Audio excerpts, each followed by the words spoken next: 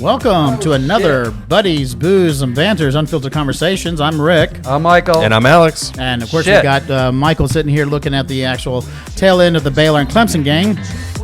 It's over. Yeah, it's over. They're just going to keep fouling them. Well, now that we've gotten through that bit, you know. That took some time. It did take some time. Sorry for the loss there. Yeah. You know, Baylor next time. It's just another loss for me. So now, still not one of my Final Fours. Yeah, so now Clemson goes into the Sweet 16. I'm excited about that. Yeah.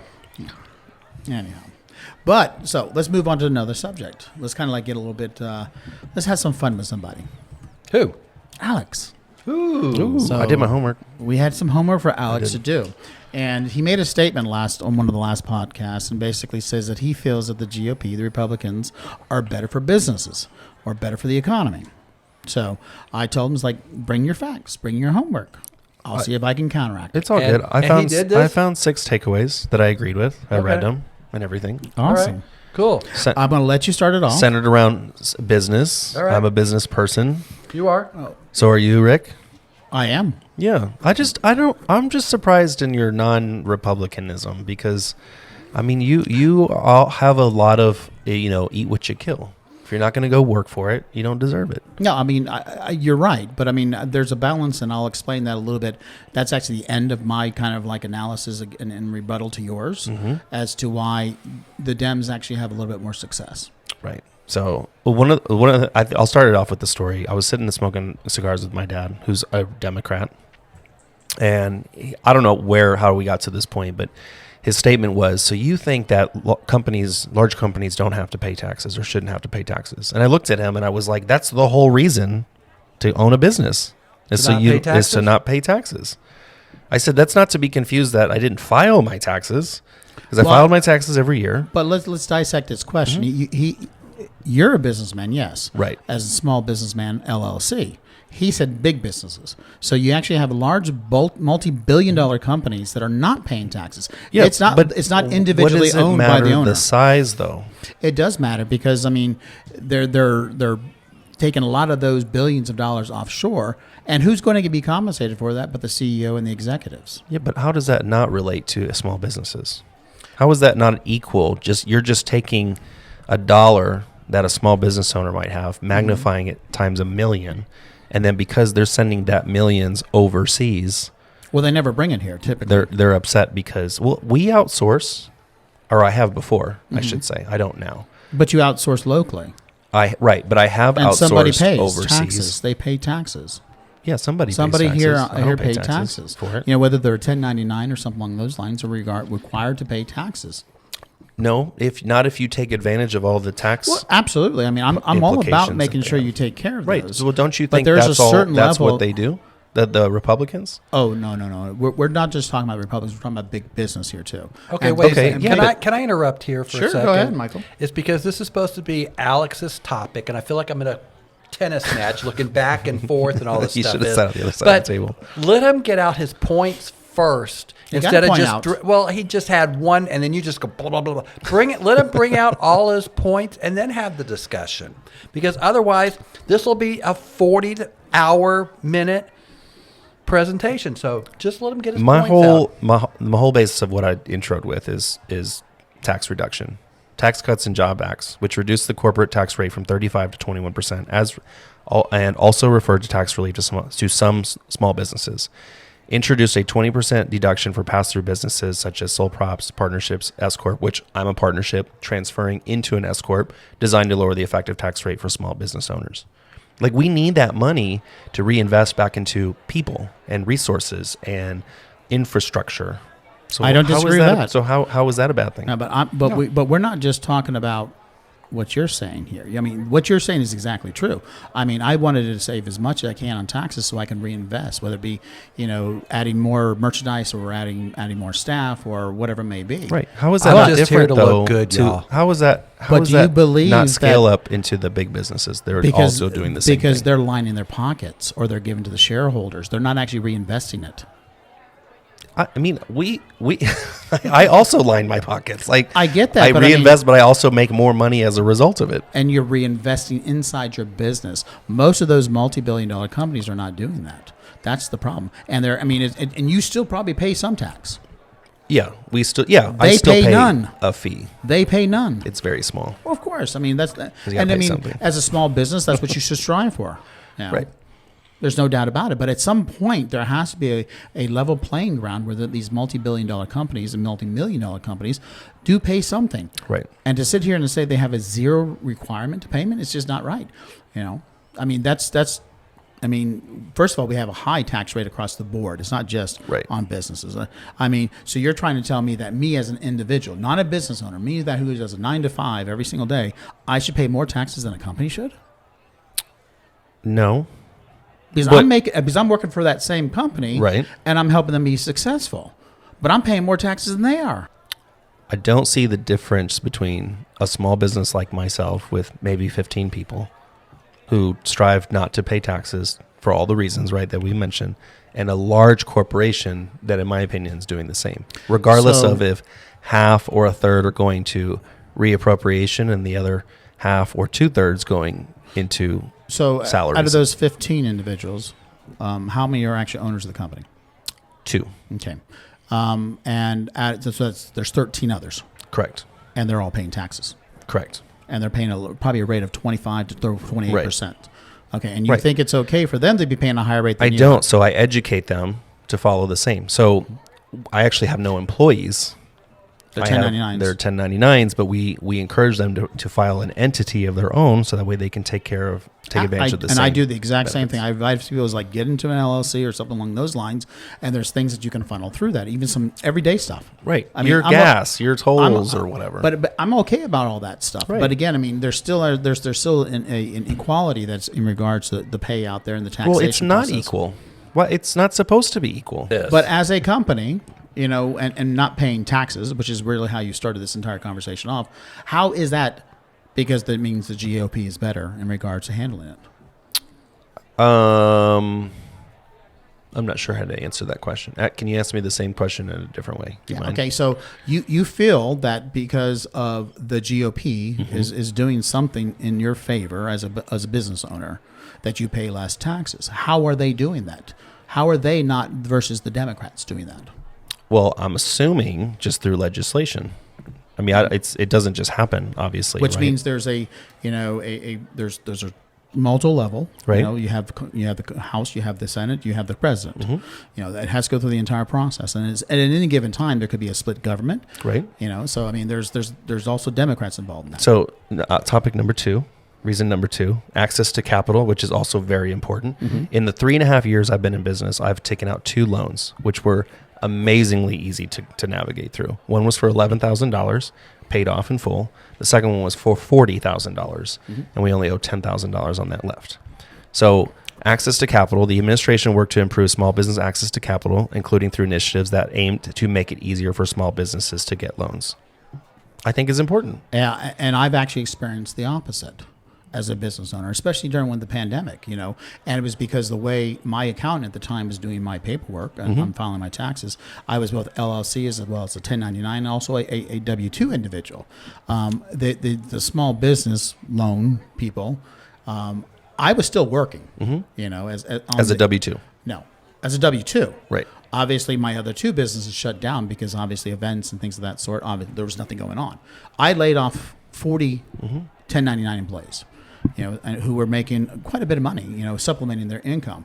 And even if I had wanted to provide them some sort of compensation, I couldn't because they rejected me twice. Okay, see, the next point, and so hold that thought, because the next point talks about, in response to COVID-19, the Trump administration implementing the Paycheck Protection Program, the PPP, and the Economic Injury Disaster Loan Program as part of the CARES Act.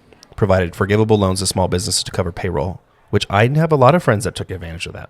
They're even still trying to get people to take advantage of that. I still do. Did you or did you not try to take advantage of that? And if you did, I mean, why wasn't it successful? Because even as a 1099 employee of my own company, I should have been compensated for what I didn't receive. they would not do it because of formalities and forms and shit. Now, I have a friend who does nonprofits and things of that sort, who hadn't filed taxes in 5 years. Did her paperwork in 3 days. She had $26,000 in her account, and still to this day she hasn't had to pay it back. And I say good for her. I mean, I'm not holding that against her, but I mean the differences between her and I when we filed the same paperwork.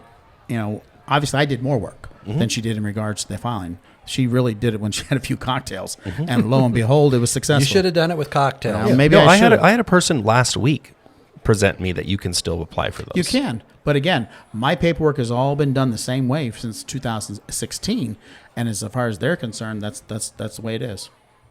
So let that doesn't Alex, make any let sense Alex to me. do your paperwork and see if you get a different answer. Yeah, I thought I offered you a bookkeeper, and you said no, I'm good. Well, no, you offered me an expensive bookkeeper, so. He didn't even. No, for that's not again, true. He could have written it off. See, he doesn't have a. I know. He doesn't know the rules. What you don't. he does. What you don't understand, Alex, is my businesses haven't recovered. I mean, mine's a little bit different than yours, and how it's actually built. I mean, the 40 employees that I had to lay off as 1099 employees, they're gone. And the whole recruitment process for me to go out there and find it again is difficult. I had built that over 11 years. Right. A solid crew, a solid staff.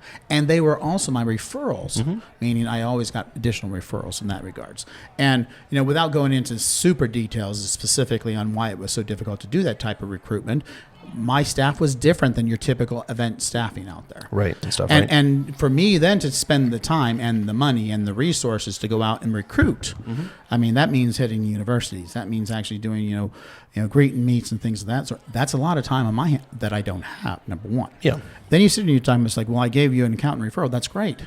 I don't have the revenue to come in to actually offset that, to write it off. Right. Because my two companies took a hit. Well, now I obviously have several large events on an annual basis that actually do help out and supplement and things of that sort that actually do hold off a lot of those expenses that I do incur as businesses. But all those other personal expenses. Yeah. I'm a self-employed, so I'm actually totally understand. Self-insured, all those stuff. I'm just gonna look at Michael. Blow him kisses. I was just looking. I was just looking at the as a reminder. Update on the it's not. I'm still it's not between yours versus mine. It's not at all. Not at all. Yeah. No, it's all good. Just to clear the air and reset the room. Has nothing to do about how you were successful in getting loans and I have not been able to through small business areas. I think the rebuttal, because what the ask is, what did I think that the GOP did for small businesses, right? So in your response, well, you said for the economy as well. Yeah. So I think those are all scalable in my opinion. No. Okay, so I had another one, trade policies on here. While Trump's trade policies, including tariffs and renegotiating trade agreements, were controversial, the administration argued that they were designed to protect the American businesses, including small businesses, from unfair foreign competition, meaning, what I took away from it is just keeping everything within the United States. Well, I mean, you definitely want to make sure it's more favorable for the American, worker, maybe more favorable for the American companies, but there's obviously certain labor aspects and certain products and things and services for that fact that can't be done in the United States. And you can't shift so quickly, even if they could eventually. The industrial side of things, we would have to shift massively, and that would take over a decade or not more of time to do that. Right. So we're spending billions of dollars to do that in regards to the infrastructure of that.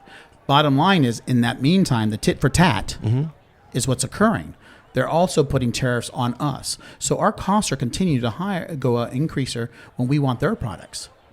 That's the problem. Where the whole idea is like we buy from them at a cheaper price because it's cheaper labor. Right. We want to bring it here. We're going to get good quality. We understand we'll pay a few extra dollars here and there.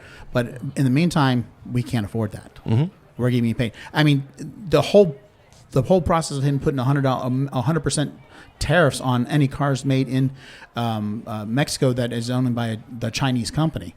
Ludicrous. You know how high that's going to actually increase the costs associated with that? I mean, that's not good economic. And a matter of fact, most of the economists are out there saying that if he does that, he's going to tank the economy. But it sounds good to the it fellow people. It sounds a good spin. No, absolutely. I know. That's what I'm just saying is they do a better job. That's the problem. They do a better job on the sell or the spin. And that's where he hit it right on the nail. And they've convinced you. So you got another point? Well, I'm hopeful to understand where the Democrats have assisted. So I'm curious in your rebuttal because I've probably missed it. Yeah. What am I not taking advantage of that the Democrats have put in place over the last 4 years? And this, taking consideration, this is like, a Democrat split government, where they have Republicans as the president and the Congress is owned by the Democrats and vice versa, or there's like, House is Democrat, all that type of stuff, But let's just look at statistically over the last, since World War I. Okay? And I'm going to hit on How old were you then?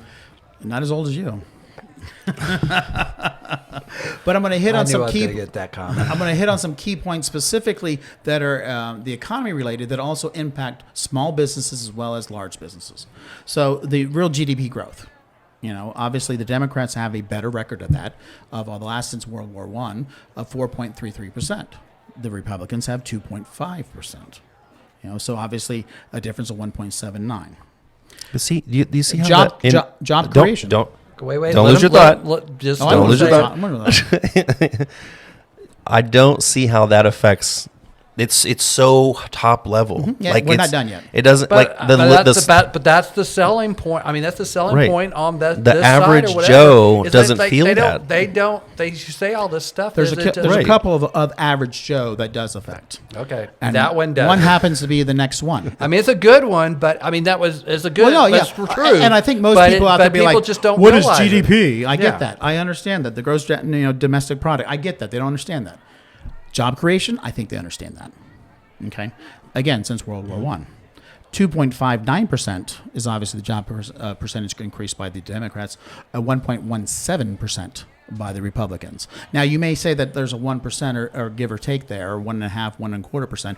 Not a big difference. No, that's actually millions of jobs over decades. There's no doubt about it. Unemployment rate. That affects not just small businesses in regards to having staff, or also big new businesses, and businesses going out of bankruptcy. Unemployment rate percentage, meaning what the level was on the average for the Democrats, was 5.64 since World War I, 6.01 for the Republicans. So again, 0.38%. So big, not a big difference in regards to just a number sitting on paper, but when it comes to actual people. Yeah, that's a lot of people who are actually waiting in line. Inflation rate. There's a big talk about inflation rate right now, right? It's hitting everybody at every level. That's because we're greedy people. Yeah, maybe so. If we can get another 5 cents, we're going to get another 5 cents. And again, to what Michael's point is how they sell it. Mm-hmm. They're good at it. Mm-hmm. Because the average actual inflation rate for the Democrats since World War I is actually 2.89%. Republicans was 3.44%. Again, not a huge swing, but 1% obviously has millions and millions of dollars of impact on individuals at the lower level. It also has an impact on the supply chain and things of that sort related to businesses. It does. Look at the pandemic, and we'll kind of get into the next subject here shortly about how that affected, grocery stores and how gouging occurred and how, we as consumers are still being gouged and affected by that because they utilize the supply chain issues and things of that sort to their advantage, as well as to shrink the competition. Mm-hmm. Budget deficit. Now, I know, again, budget deficit is probably a lot of overhead a lot of individuals' head. I get that. Yep, it is. But again, average 2.09% for Democrats and 2.78% for Republicans. Now, this is one that Trump loves to talk about it. He loves to talk about it, The stock market. And this number will floor you. It really did surprise me on this one here. So the actual average increase, annual return to the businesses, dividends paid to shareholders, put into the pockets of the actual CEOs and the executives of companies, for the Democrats was 8.35% since World War I.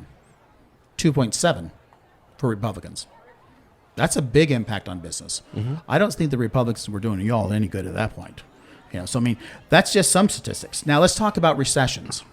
Recessions obviously affect everybody. It does even affect certain, I need more alcohol. It affects certain industries and segments more so than others, but it does affect everything. It's a lot of fancy numbers. This is the balance. This is where, you question me, how as white I'm not more Republican leaning. So, I mean, bottom line is, if you look at all the statistics and everything else, it's going to be the country's better when there has been a Democrat. Mm-hmm. No, I hear that. I just don't understand why Rick's not more pissed that getting the loan stuff was. Oh, I'm pissed. But it's not. It's like you're not pissed enough. Oh, but what I'm is just what it saying seems. Or you're not pissed enough that the gas is really expensive. Or you're not pissed enough that the Republicans know how to sell a point, and they do a great job at that. The Democrats do a shitty job at it. A horrible job. Because one thing is one reason why the it goes better under the Democrats, because when you get the Republicans, they go all to the right, where it's like ultimately you're going to cut taxes, and that sounds great, but then they don't bring any revenue, because ultimately they want to cut all the big entitlements, which is Social Security and all other stuff, and all that stuff is, but they don't do anything to cut. They cut the revenue, but they don't do anything on expenses. Where on the Democratic side is most Democratic presidents have been more moderate than the extreme left. Correct. And if you're the extreme, and They campaigned liberal, but they went to the center. Yeah, I'm not an extreme left person. Not at all. And I never will be. But it's like every president that we've had that's been a Democrat has never legislated or gone. They've been more in the middle. And so they get a lot of stuff done. You see, but it's like you look at Biden. Biden had a lot of stuff that's passed that's been bipartisan. If it was extreme left, it would not have. That's what you have. But on the Republican side is you don't get too much of that. And that's where then the economy does better when we are more balanced. One side is balanced, except what happens is the Republicans always preach the far left that if they're in charge, they're going to be doing all this stuff which I get it, because the far left goes too wild and everything else and everybody thinks it's talk. But it's talk, but it works. Absolutely. I mean, they're never successful at it because there's a compromise that has to always be made. I mean, you look at it where it's just like nobody wants the extreme. I mean, even the Democrats, most of the Democrats don't want the extreme left. Majority of the country is moderate. It's moderate. I'm moderate too. But you look at it in 2020.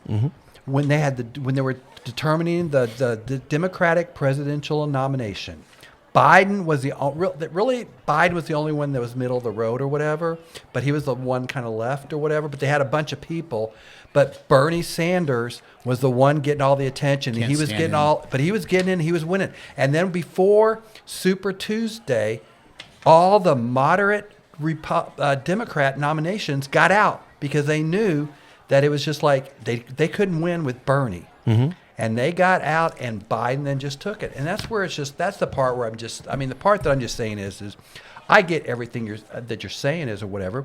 And it's just like, because that's what the Republicans preach and everything else is. But in reality, they don't perform. They don't perform that way, but everybody believes that. And it's just like it's going to continue until look at the last two Congress. What has the House of Representatives done when they're under the actual control of the GOP? Yeah, I don't know. Nothing. Right. Nothing. I mean, you look at it. I mean, we could put a statistic up there and show even against other GOP-controlled houses on how much they passed in the last 2 years versus the previous one. So because because right now in the Republican Party, you just got the extremists that are just taking over, and they don't really care about doing things for the good of the country or whatever. They just want the power. So, I mean, the reason, and this is just to clarify for you to, because yes, I am a business owner. Yes, I've been screwed as a business owner. I was screwed in the 2017 tax cuts that Trump did. It didn't benefit small businesses, it benefited larger businesses. So all those little, exemptions that I had that I was doing very well and not paying taxes or as much as I lost it all. I mean, and I had a phenomenal accountant who would basically say, I'm not going to do anything illegal for you, but I'm going to stretch it and get in that gray area as much as possible. I mean, he would come back to me with a number, and I was like, not good enough. He would go back, and he'd come back with a different number until I was satisfied with that, or it was a deadline to file. So it's not like that I didn't want the money. I did want the money, but what for me as an individual who I guess I could say that, which you may not agree with, that I've had the best of both worlds, understanding the European countries versus the United States. No, I agree. I mean, you've had more experience, right? Well, you've seen. It's not just about business, though. Mm-hmm. For me, it's also about the social issues, And these are, I mean, this is where, and this one here is also some business related ones, and which party's better. And again, this is obviously skewed. I'm going to clarify that right up front that there's obviously a skewed in regards to the Democrats, but which party is better for the economy?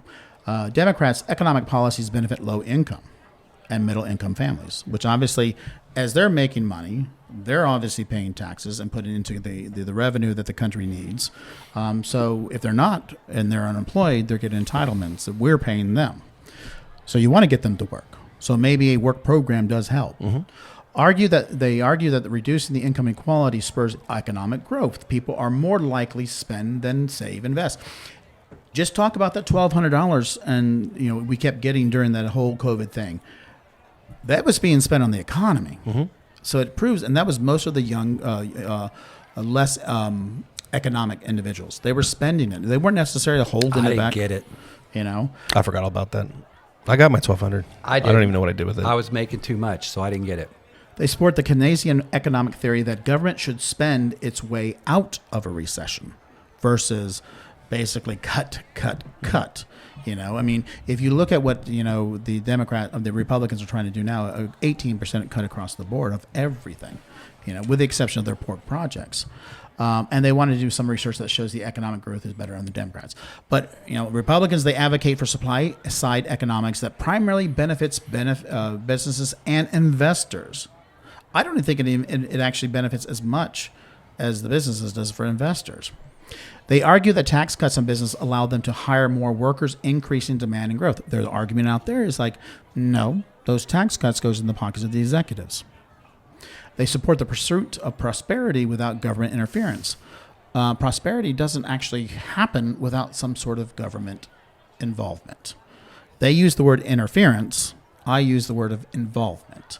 Business-friendly approach makes many believe that Republicans are better than on the economy. They're not.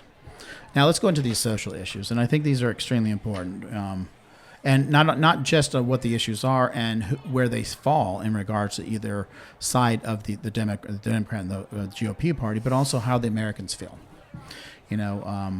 Universal health care, obviously, it comes down to the point that Republicans are adamantly against it. They don't believe in universal health care. Obviously, Democrats support it. Right. I'm of the argument that if you had universal health care, we would be paying less out of pocket, not just as individuals, but also as businesses, because your medical costs will decrease based upon the fact that people can actually go to the doctors. If you talk about the millions and millions of individuals out there who aren't health care coverage, like myself now, but also have never been to the doctors. They don't go to physicals. I think with all due respect that's naive to assume that if everyone's paying health insurance or under universal health care, that the costs of health care will go down. Well, there's a flat rate. So if you look at a flat rate associated with those countries in Europe, for instance, or even Canada for that fact, first of all, they pay less than we pay. Canada, they don't pay anything. So I had a friend. No, it comes out of taxes. Yeah, but like sidebar, like 30 second sidebar. He broke his arm, Michael. He broke his arm, and he didn't have to pay for any of it. He had surgery and everything. Yeah, he had to pay for it. Nice. And I had surgery earlier this year, and I had to pay a lot, even though I still have insurance. I'll give you, a sidebar again. There was a couple of Brits who came to the United States on tours, and they were actually interviewed by somebody who was basically talking about the healthcare costs associated to the U.S. versus the U.K. Mm-hmm. They asked, well, again, if you broke your arm and you required an ambulance, how much do you think it's going to cost you? They said, $250. No, it's $22,000. Is what's going to cost you. Dang, that's a lot. It is. The disparity in regards what the costs are associated to. So on the average in the UK, for instance, and I do know this, for universal healthcare. Now that means this isn't like all the like electives and stuff like that. This is your healthcare, preventive care, and obviously if you have more terminal stuff, you're going to get to the front of the line. It's about $4,600 pre-tax. Mm-hmm. So that's a tax come out of here. If you talk about, what I was paying up until, beginning of this year, I was paying $6,000 after tax for less coverage, meaning I still had to pay something out of pocket before they would even cover me. Right. But of course, me now not having health insurance, I got a physical next week. It's cheaper for me to pay out of pocket than it is to actually have health insurance. Yep. Because I was paying $6,000-7,000. No, I have health insurance. Went to a chiropractor who then issued an appointment for me to get my back X-rayed. Turned in my insurance card, and it was more expensive with the insurance. Yeah. And I said, can I just pay for it without it? And it's so weird. It's awkward. It's like that's where I'm not saying that to your point that it's a guarantee that everybody's going to visit the doctors more and have more frequency. But I will say that the costs eventually will actually decrease because more people will stay healthier because there will be a percentage that will actually visit the doctors. But also there's going to be a less percentage that companies are paying if they pay the taxes associated specifically for that. And again, I can go down to the immigration, foreign policy, and we know that. Environment, economy, taxes, reproductive rights, civil rights, women's rights, LGBTQI+. These all affect the economy. These all affect businesses. If you talk about, what now the GOP wants to take, diversity and things of that sort out of colleges and universities and businesses. You look at Texas in particular, that can actually sue particular companies and all that. That requires them to actually spend more money on revamping their policies and their HR department. Bottom line is social issues have to come into play when understanding that it obviously helps the economy. And, whether they're right or wrong on all these issues, the Democrats do a better job and being more empathetic to their population than the Republicans. Now, let's talk about subsidies. Oh, wait. Before you eat, but with just the statement you just said, let's just say you're right on everything you just got through saying. Mm-hmm. Why? Which I am. Which I'm not denying that. But then why is the other side not? They're horrible. Well, what do you mean the other side? Let's say Alex. Alex. Because the Democrats are horrible in their communication. We've talked about this forever. There's no. And some people can say they're not the ones out there waving their flags and bragging. But your communication sucks. I talked about this when Hillary was running. I talked about this when Joe Biden's running. It's like you got to be more aggressive. You got to get And I think that he's starting to slowly. And apparently they had a war game plan set up based upon obviously election interference and stealing the election, all that specific. They started in 2021. But I think that they are not smart. They think too good of people on all sides. So you're saying the Republicans are better playing the game? They're nasty. Well, absolutely. But I'm just saying they're better playing the game. Yeah, because they don't care about people. They care about businesses, and that's why Alex is a businessman. I get it. I'm a businessman too. I just have a soft side on the social issues. But let's talk about subsidies. Because one of the big things that Republicans talk about is they want to actually eliminate entitlements to welfare, food stamps. All those different programs are for individuals who don't go to work or can't work or are just producing babies all the time. Well, let's talk about the billions. Well, they're producing babies now because they can't have an abortion. Correct. Number one. But let's talk about the billions and billions and billions and billions of dollars that we continue today to give to the farmers as well as the oil companies as subsidies. I'm pretty sure those oil companies don't require or need those subsidies anymore. They're making billions for profits every single year. Why don't we cut them off? Why doesn't that go back into the actual income revenue of the government? That is a social entitlement program to prop up an industrial organization of the United States. And do you think the Republicans are willing, even though it's a subsidy, even though it's an entitlement, even though it's a freebie, take that away? No. And of course, they're also very good about hiding that fact. And the Democrats suck at not actually projecting it out there. It's never brought up because, again, special interests and lobbyists, and there's even some Democrats in the pockets of oil and gas and agriculture and all that stuff. Bottom line is, the hypocrisy that's actually associated specifically to the GOP saying that they're better for the economy, they're better for the business. It's bullshit. They're pulling the wool over your eyes, and you're an intelligent guy. Obviously you can decide for yourself, but I just think that they're better at it than the Democrats in actually saying what they've done and what they've accomplished or what they think they should accomplish, and they never do. They're good talk. They're great talk. They just never step up to the fucking plate and hit a home run. Yeah. They just don't. Well, agreeingly, maybe I don't check all my facts on the back end. I get excited. I'm an excited person. No, Somebody says "Free Gas Friday," I'm like, because nobody's we got it. I love nobody's gonna look into the details. And when you look at all the statistics that Rick brought up earlier, nobody's gonna look in that. Nobody cares about that. They're looking at how it affects them right now. And it's like you have to be big picture on all this stuff, talking about this stuff is because the attention of people is so short. Yeah.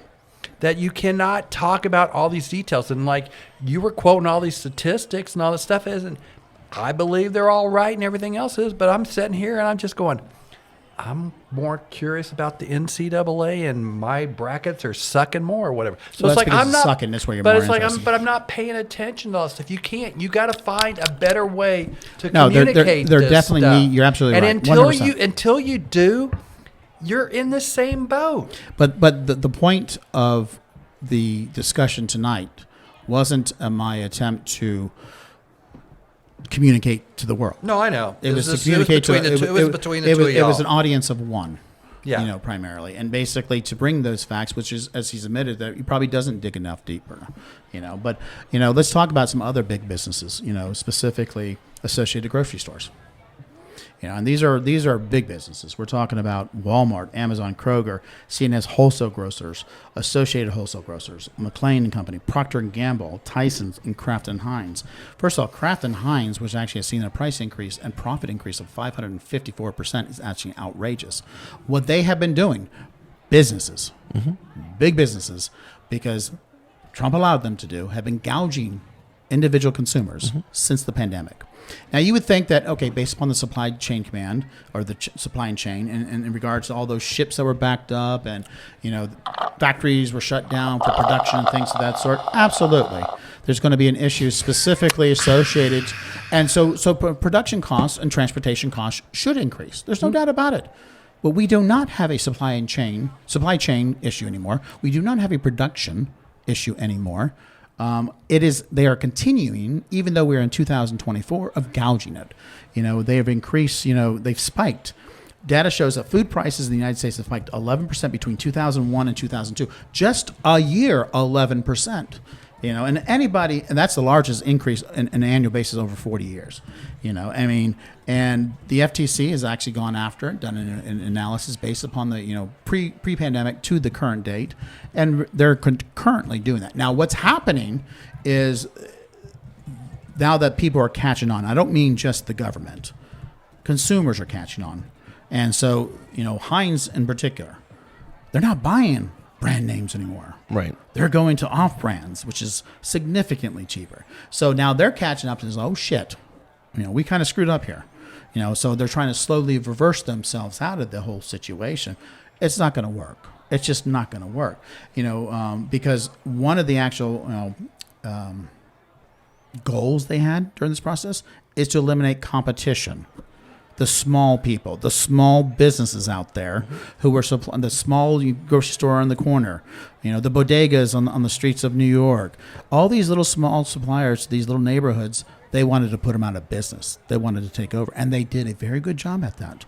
So here we have big businesses shutting down small businesses.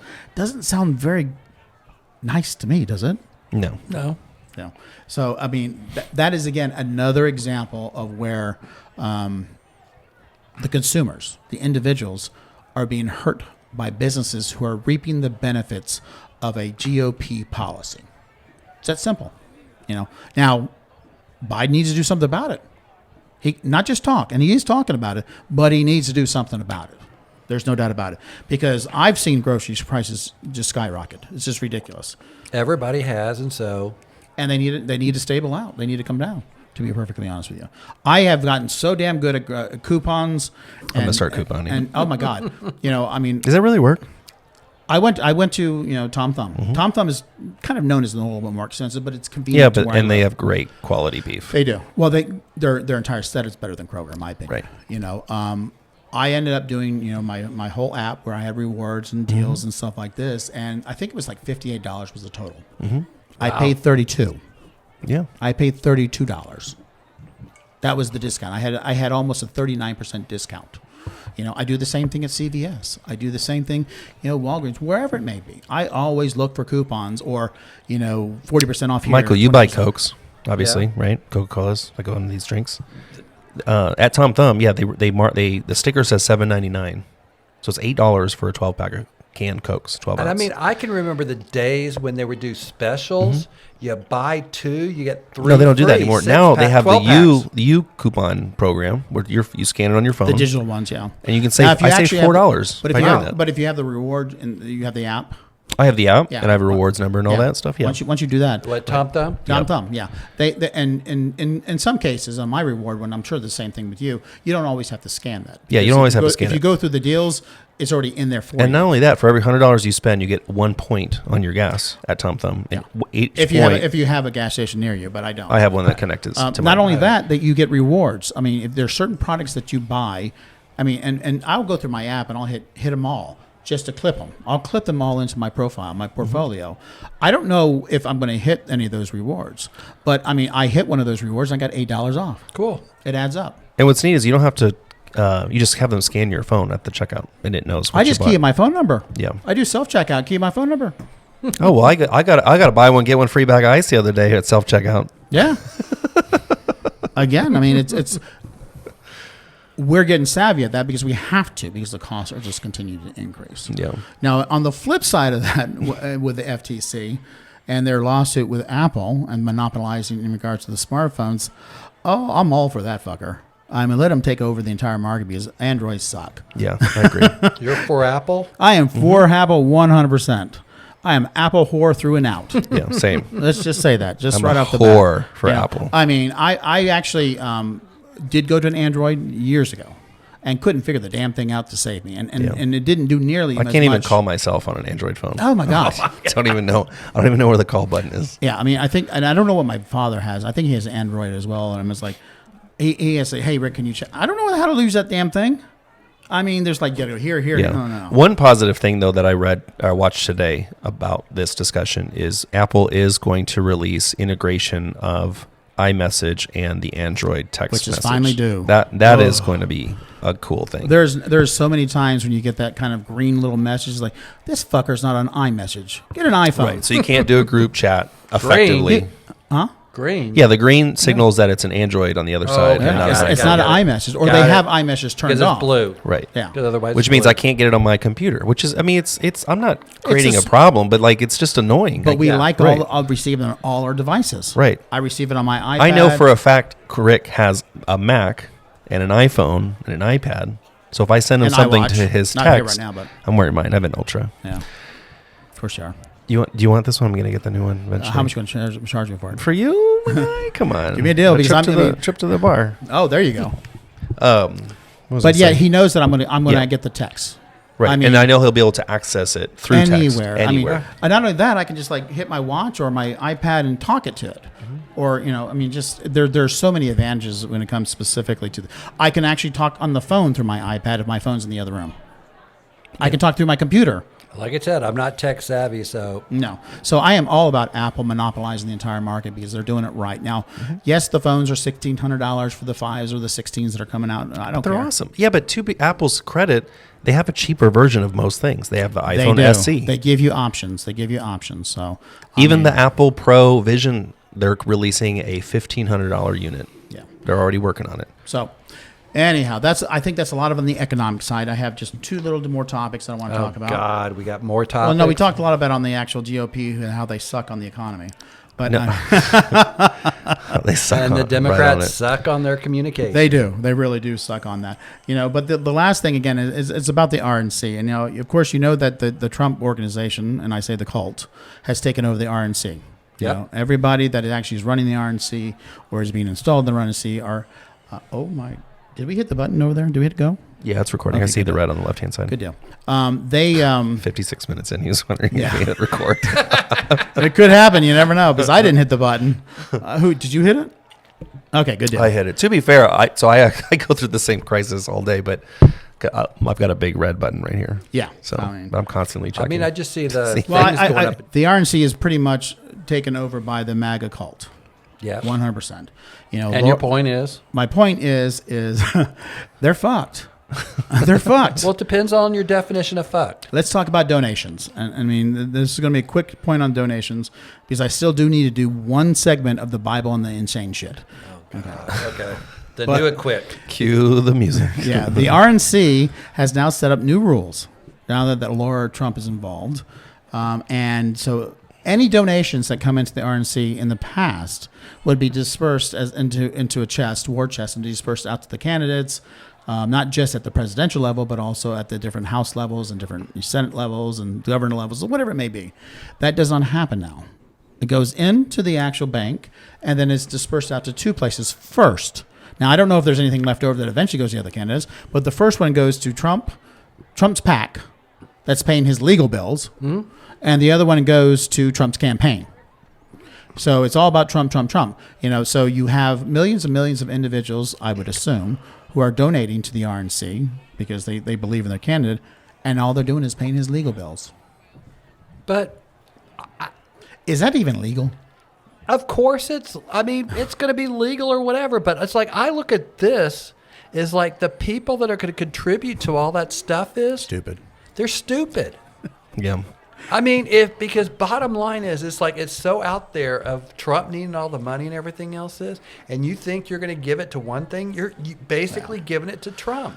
So it's like if they're going to do it, let them do it. I don't care. At $260,000 on a daily basis, what they're actually paying to his legal fees, that's pretty outrageous. Now, what it does benefit is obviously the Democrat side because going into March. Biden had $97.5 million in his war chest to Trump's $44.8 million. Of course, he spent a lot more money on the legal cases in March, so he lost a lot more money and created his own negative headlines that all Biden had to do was go out on his rallies and just mention the news would pick him up. And there's his own advertising there. So, but I look at this or whatever. It's just like anybody that gives to the Republicans, it's the majority of the money is going to go towards Trump and his legal stuff is. And if people want to do that, then go right ahead.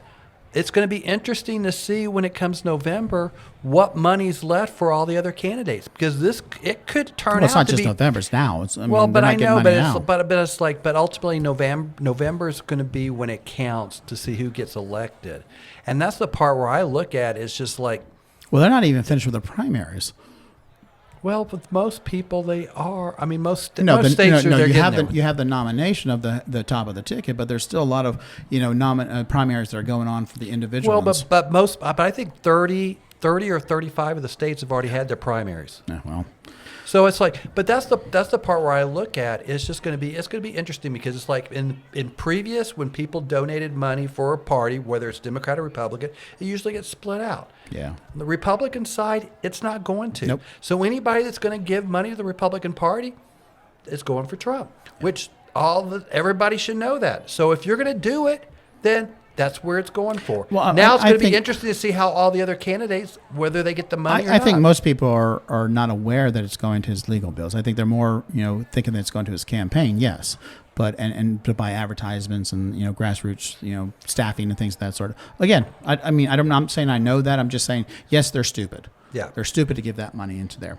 And we're going to kick this to the next podcast. But I want to talk about how the GOP has lost another member or is about to lose another member of the House. Yep. So they're down to one in regards to the majority, and that could actually go even down further.